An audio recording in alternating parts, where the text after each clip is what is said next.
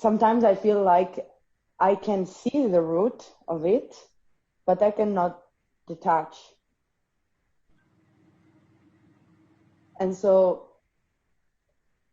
I think you should forgive, right? To detach. And so sometimes it's really hard for me to do this. So I would like to ask if you have any suggestion about forgiveness. You find the roots. How do we work it out? To find the root, one has to look. That's the only way. You're looking and looking, you have seen certain roots from where an array of thoughts are projected. Alongside with the thought, there are conflicts. And these conflicts are coming from some concepts which we are holding. Unless we work with the concepts that we are holding, the conflict cannot be eliminated. All conflicts are coming from our concepts, or beliefs, or some kind of ideas, which is imbibed by us or forced on us, or we like to hold on it. It has a part the society has played, a role. So we are looking, we have seen certain roots, and we also have seen conflict. And if we have seen that conflict, you feel you have to get out of the conflict because it is actually really troubling the person a lot. And then how can you forgive? You simply say that I forgive you. Or you go to a temple or a church and you say a prayer to the Lord that all my conflict, I'm throwing it away, forgive me. When you come back home, all these things comes back. How do we forgive things? Something which we have actually done, which later has created some conflict. By forgiving, how can you eliminate it?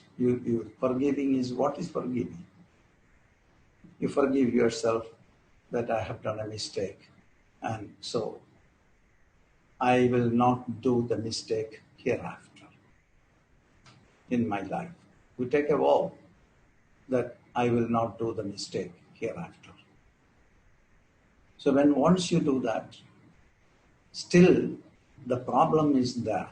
What you have done is there. It may pop up again and do things. Damaging things it will do, because sorrow will come, troubles will come, or belittling your own personality will take place out of popping up of these things. So how can we forgive? It's a word which has crept in our religious schools. If it is not coming back in the mind, you can say forgiven totally. But it's coming. So what can we do? That is your question. One has to intensely watch it. Try to relax. Slowly you will relax. You watch when the conflict is coming. And look where it is conflicting. It is conflicting with some of your strong beliefs or ideas or ethical principles which you have imbibed due to social conditioning. It is conflicting there. So you have found out that the conflict is coming from the incompatibility with the concept of belief or idea that you hold. It's coming from that. So what can you do about it? You have already done something. You cannot cancel it by forgiving. It's just a word. Forget about it. What can you do? You're looking at the concept which you are holding. You're looking at the belief you are holding. Ideas that you are holding. You continuously look at it. If you continue to be an observer of the concept, beliefs, and ideas that you hold, you get disconnected with the concept. You are the observer of the concept. You are not the concept. You get into the feeling that you're not the concept, you're not the belief, you're not the idea that you hold. You get disconnected from the concept, beliefs, and ideas. And once you have disconnected, who will create the conflict? By continuous observation, you can disconnect yourself because you are the observer. You are not the involved party in that game. The concepts are there, you see. There is conflict coming from, but you are not responsible for that. Something has happened in the past of which you cannot do anything about it now. But at this moment, when something is popping up, this is a present moment, you intensely observe it, and then you see how it is establishing a bond with your concept, beliefs, ideas, ethics, and all these things. And by your observation, you disconnect it. When you disconnect it, when it pops up, you understand that it is something from the past of which you cannot do anything about it. And then you get into a different stage. You get into another system to continue to be the observer, not affected by the conflict that is generated by holding on to concepts. So concepts are gone. Concepts are there, but you're not holding it. You get into that phase. A lot of concepts are there, beliefs are there, but you are not holding it. It's not your own. When you're not holding it, it's not yours. When it is not yours,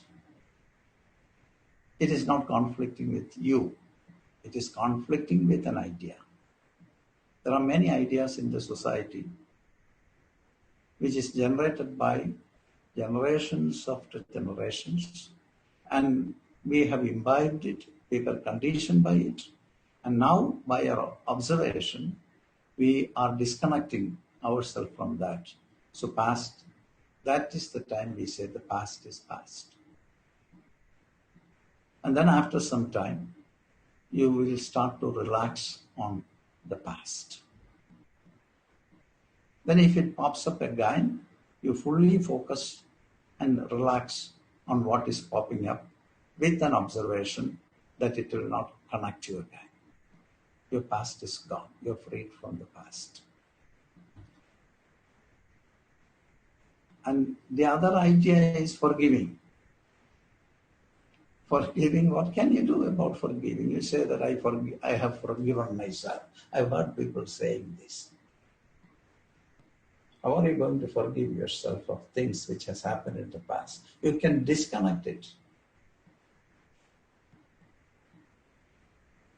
And that is the possibility. And when it is gone from you, you don't need to forgive. It is not there.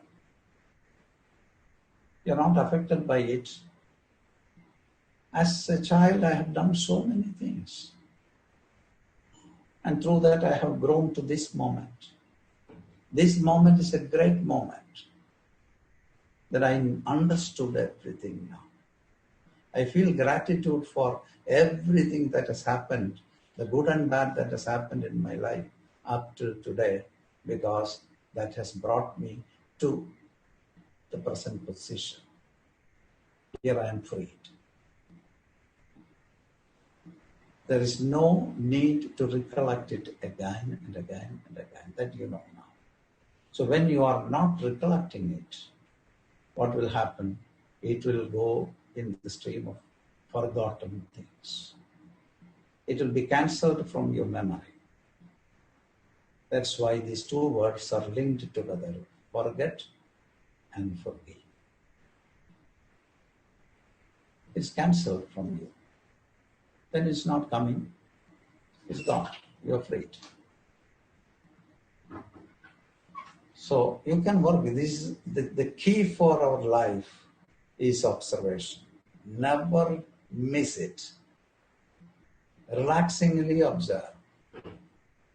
It becomes a great enjoyment. If you forget it, we have no other tool actually.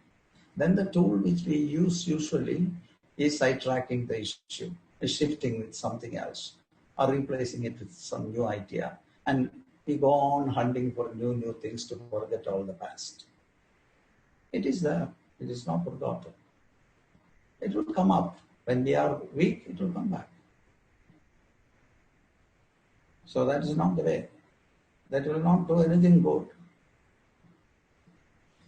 And so continue observing. Relax, observe. You're freed. Thank you.